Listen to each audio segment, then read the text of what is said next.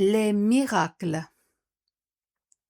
Lorsqu'il nous arrivait de pouvoir presser le maître Jéshua de questions, tôt ou tard nous en venions à aborder la nature, le pourquoi et le comment de ces miracles. Très souvent, cela semblait l'amuser. Il ne faudrait pas s'imaginer que la plupart des prodiges qu'il accomplissait se déroulaient dans une atmosphère religieuse, compassée ou encore méditative. Tout se faisait généralement très vite, au sein d'une ambiance joyeuse, un peu à la façon d'un musicien qui improviserait une brève mélodie par enthousiasme à chaque détour de chemin. Cela ne signifie pas que le Christ enchaînait miracle sur miracle dès qu'il croisait un malade ou un misérable. Cela veut dire que ces prodiges furent bien plus nombreux que ceux qui nous sont contés dans les évangiles et qu'ils n'étaient pas tous imbibés de sérieux. Il y en eut des centaines, la plupart des guérisons, tant et si bien qu'ils étaient devenus une sorte d'oxygène que nous avions pris l'habitude de respirer et qui nous galvanisait. Par bonheur, dans le petit cénacle de proches que nous formions, vivre au cœur du merveilleux ne prit jamais la couleur de la banalité. Nous vivions les miracles comme le complément ou la conséquence inévitable et naturelle des enseignements reçus. Les uns appelaient les autres et vice-versa, dans un mouvement dynamique qui n'était certainement pas étranger à cette sensation de vivre dans un état vibratoire différent tel que je la décrivais précédemment. Par la joie avec laquelle il accomplissait ses prodiges, le Maître voulait nous faire toucher du doigt deux vérités. La première était que la démarche qui nous pousse vers l'esprit doit être synonyme de vie, donc de bonheur. La seconde était que l'acte divin de création représente avant tout un jeu et que nous rapprocher de ce jeu équivaut, par conséquent, à rechercher la fusion avec le divin. Je puis dire que la légèreté de cœur et d'âme avec laquelle il accomplit, par exemple, certaines guérisons, était de nature à irriter une bonne partie du clergé de la Palestine, pour laquelle, si manifestation du Très-Haut il y avait, celle-ci ne pouvait se concevoir que parmi le décorum et la solennité. Je me souviens qu'on accusait régulièrement Jéshua de supercherie, à cause de la simplicité même avec laquelle il opérait. Pas d'encens, pas de longues prières, pas de mortification, telles que les prescrivaient souvent la plupart de ceux que l'on disait thaumaturges ou encore magiciens du désert. Le maître arrivait, soufflait sur une plaie, déposait un peu de sa salive, imposait une main ou prononçait un seul mot, et tout s'accomplissait alors qu'il souriait ou même riait. Ensuite, il passait son chemin, et chacun se demandait s'il n'avait pas rêvé. Ce qui est notable, c'est que le miracle en tant que réalité envisageable était accepté par tout le monde. La présence et l'action du divin à chaque instant dans l'univers n'étaient niables par personne. C'était un état de fait sur lequel nul n'aurait imaginé polémiquer. Notre maladie à nous, quelques 2000 ans plus tard, n'est pas que nous ayons cultivé le doute, car le principe de la remise en question est constructif et indispensable. Le problème est que la fréquentation incessante du doute nous a fait basculer dans la négation systématique. Dès qu'il se trouve aujourd'hui un homme ou une femme capable d'accomplir des prodiges, on s'acharne non pas à tenter de comprendre ce qui peut se passer, mais à tout mettre en œuvre pour prouver la supercherie dont on se dit persuadé. C'est le phénomène classique de la projection. Une conscience pauvre ne peut avoir de la vie qu'une vision appauvrie. Celui qui a pris l'habitude de détourner son regard de la nature profonde du vivant et de tricher avec sa propre réalité première projette sur l'autre l'idée de la tricherie. Ce faisant, il participe au rétrécissement du monde. Depuis quelques dizaines d'années, je ne cesse de m'étonner du plaisir peu honorable qu'éprouve un certain nombre de personnes à tenter de briser systématiquement tout ce qui repousse les limites de la conscience et de la vie. Bref, tout ce qui nourrit l'espoir et donne des raisons d'envisager un infini lumineux. Incapables de s'élever par eux-mêmes, ces briseurs d'ailes ne voient inconsciemment pas d'autre remède à leur infirmité de cœur que d'annihiler ou ridiculiser les élans de ceux qui pressentent l'existence d'autre chose que leur enclos terrestre. Sur quel principe se basait le Christ pour réaliser ces miracles? Nous ne manquions évidemment pas de le lui demander. Rappelons qu'il y avait globalement deux types de prodiges, les guérisons et les matérialisations. Pour ce qui est du rappel à la vie, par exemple celui de Lazare, il s'agit d'autre chose. J'en parlerai plus loin.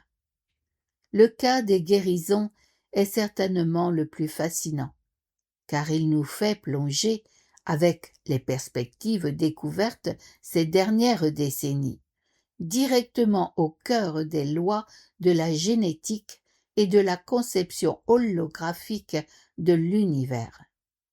Dans des termes simples et par l'emploi d'analogies très parlantes, le maître tentait de nous faire comprendre qu'il y avait, au cœur même de notre cœur, l'image parfaite de notre corps et de tout ce que nous sommes. Cette image, que nous identifierions aujourd'hui comme une mémoire de type cellulaire, était selon lui inaltérable. Ainsi, lorsqu'il se trouvait face à un malade, à un infirme ou à un paralysé dont il souhaitait la guérison, il affirmait qu'un rayon émanant de sa conscience allait stimuler une zone de l'image en question, lui offrant l'impulsion capable de régénérer sa contrepartie physique souffrante. En termes actuels, il nous disait qu'il touchait chez le malade une banque de données absolue, celle que tout être porte en lui, une sorte d'hypercellule souche située en un point précis de son cœur. Voir comment Dieu devint Dieu, pages 69 à 75 du même auteur. Selon lui, toujours en termes d'aujourd'hui, ce point contenait toute la programmation de l'être. Si un organe était par exemple déficient, il allait chercher l'information de sa perfection initiale dans la zone en question afin de la transmettre à sa contrepartie physique souffrante. Afin de nous faire approcher avant la lettre l'idée de l'hologramme et des fractales. Il lui arrivait de nous faire nous allonger sur le sol, le nez collé à de la mousse, à des lichens ou encore à certaines roches rongées par les eaux et le vent. Il nous invitait alors à y plonger le regard jusqu'à ce que nous y découvrions des univers à part entière. Un morceau de roche érodé devenait ainsi une montagne à lui seul, avec ses cimes escarpées, ses crevasses et ses grottes. Nous comprenions de cette façon, bien que ce fût d'une manière un peu simpliste et naïve, qu'il y avait en chacun de nous une sorte d'autre nous, microscopique et aussi inaltérable que le diamant qui était comme la réserve inépuisable de tout ce qui est nécessaire à notre santé ou à notre régénération.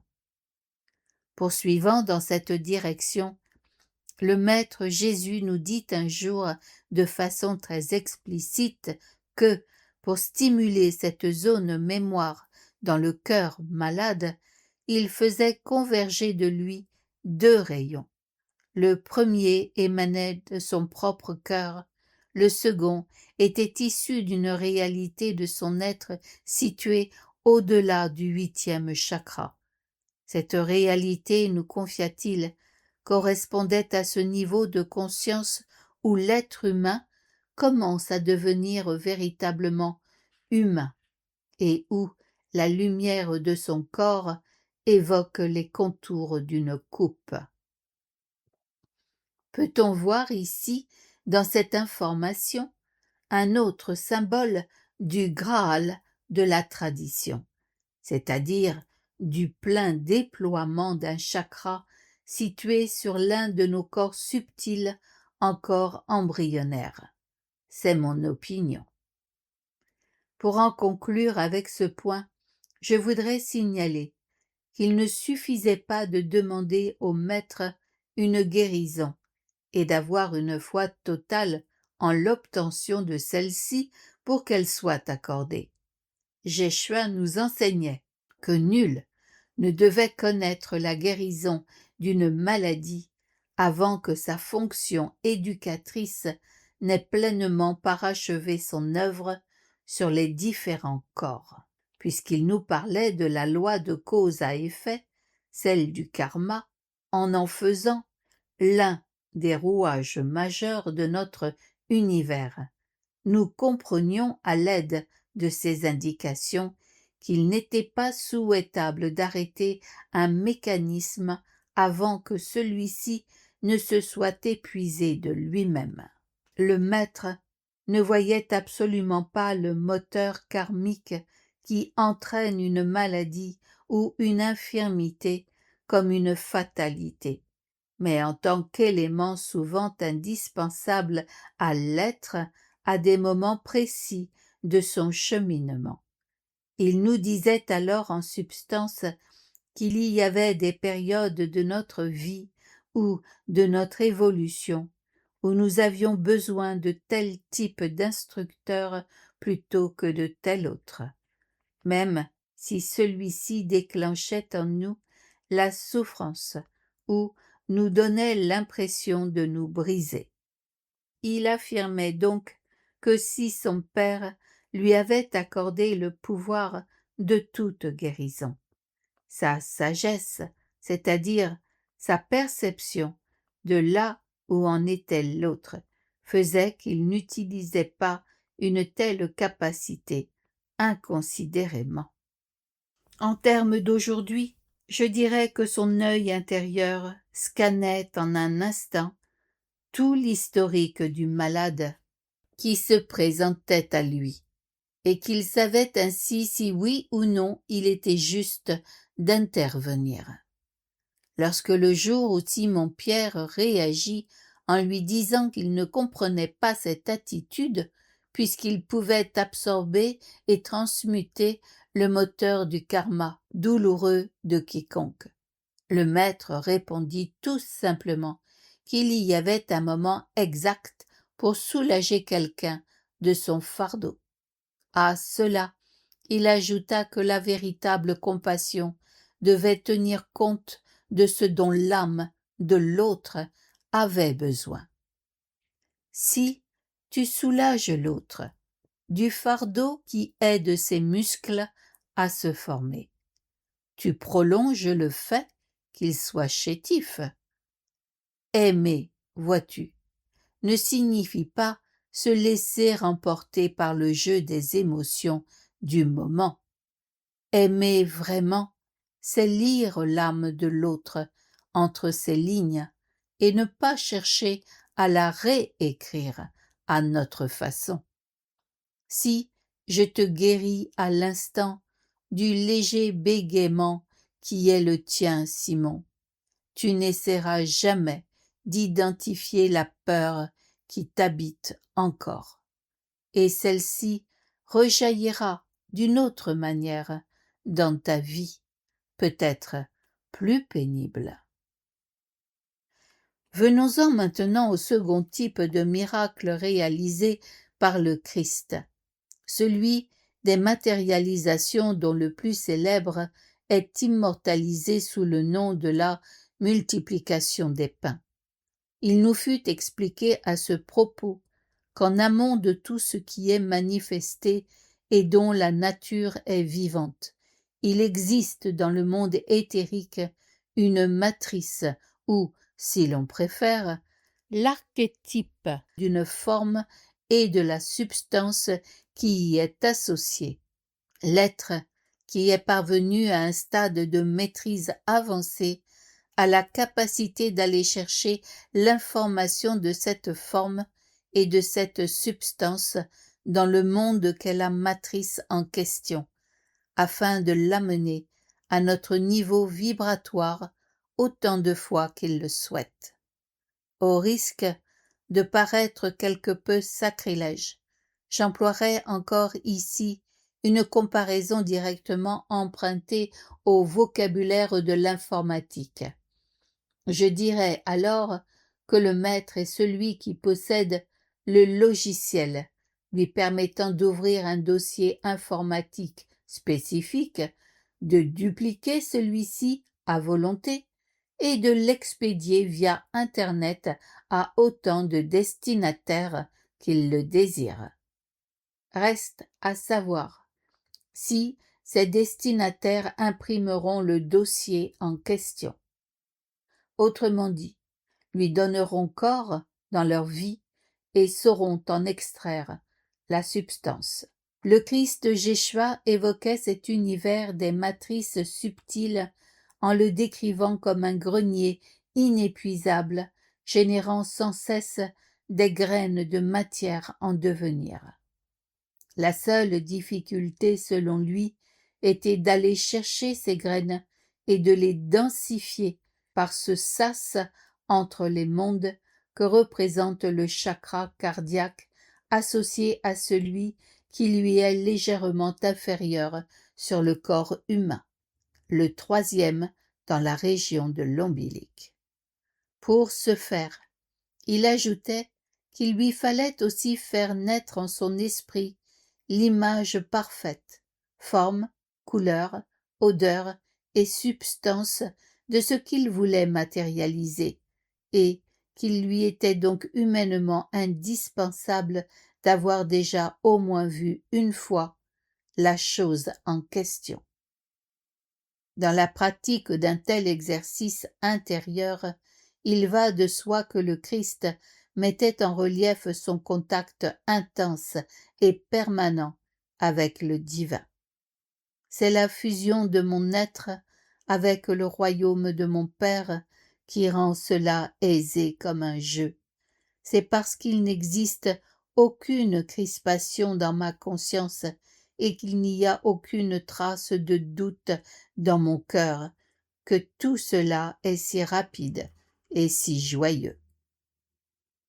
Je me tiens ici parmi vous, mais en même temps, je suis au cœur du soleil, là où les graines de la vie sont en perpétuelle effervescence. C'est cette certitude de l'éternité et de l'unité de tout ce qui est, qui fait de moi un pont. Ne cherchez pourtant pas à faire comme moi. Soyez vous-même, et vous serez alors ce que je suis. Cette possible accession de chacun de nous au mécanisme du miracle revenait fréquemment dans les paroles du Maître. Celui-ci tenait absolument à ce que, non seulement nous, mais chaque être humain se sache et se sente sur le même chemin d'élévation que lui. Dans son enseignement, il était indubitable que le miracle se trouvait potentiellement à la portée de chacun, parce que la nature profonde de chacun n'était pas différente de la sienne. Dirigeons-nous maintenant du côté de Cana, là où furent célébrées ces fameuses noces dont on dit qu'elles furent le théâtre du premier miracle du Christ. Je précise bien dont on dit, car, dans la réalité des faits, nombre de prodiges avaient déjà été réalisés par le Maître auparavant. Il me sera impossible de parler très précisément de ce qui s'est déroulé à Cana, car je n'ai pas été témoin de cet événement, comme d'ailleurs bon nombre de ceux qui ont été les proches disciples de Jéshua par la suite. Si je me permets cependant de commenter ici ce miracle du Maître, c'est à cause de son contexte. En effet, celui-ci met particulièrement en évidence d'abord l'influence qu'exerçait sur lui l'énergie féminine, et ensuite sa totale liberté par rapport à ce qu'il connaissait déjà de sa mission. Souvenons-nous des textes.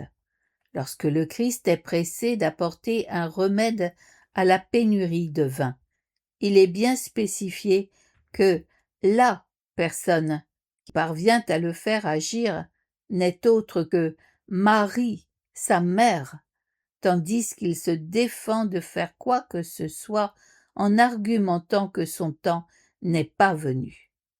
Il est certain que par sa réponse positive à une présence féminine, le Maître entendait bien montrer que la femme ne jouait pas un rôle de second plan dans sa vie et dans ce qu'il entendait laisser de son œuvre.